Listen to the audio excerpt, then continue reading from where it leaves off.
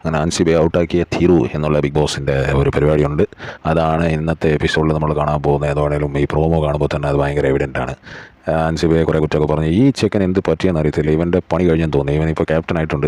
അൻസിബയോട് എന്തെങ്കിലും ചോദിച്ചു കഴിഞ്ഞാൽ അവൾ ഇങ്ങനെ കൈ കാണിക്കുമെന്നാണ് ഈ സിജോ പറയുന്നത്. ഇവനെ പ്രാന്തായിപ്പോയെന്ന് തോന്നി. മറ്റേ ജാസ്മിൻ്റെ ഇൻഫ്ലുവൻസിലായിട്ടുണ്ട്. ജാസ്മിൻ്റെ മറ്റേ പെണ്ണുണ്ടല്ലോ ഒരു പാഴായിട്ട് ഒരു ജഗ പാഴ് എന്ന് പറഞ്ഞു കഴിഞ്ഞാൽ നോറയൊക്കെ ഒന്ന് കരയെങ്കിലും ചെയ്യും. ഡാൻസ് ചെയ്യാൻ അറിയാം ആ ശ്രീധുവിന്, അല്ലാതെ വേറെ ഒരു കോപ്പും അറിയില്ല, മലയാളം വായിക്കാൻ പോലും അറിയില്ല. അതുപോലത്തെ ഒരാളിനെയാണ് ഒരു മലയാളം ഗെയിം ഷോയിൽ എടുത്ത് വെച്ചേക്കുന്നത്. ഇത് മറ്റേ പാൻ ഇന്ത്യൻ ഷോ ആയിട്ട് മാറ്റാനെന്ന് തോന്നുന്നു പരിപാടി.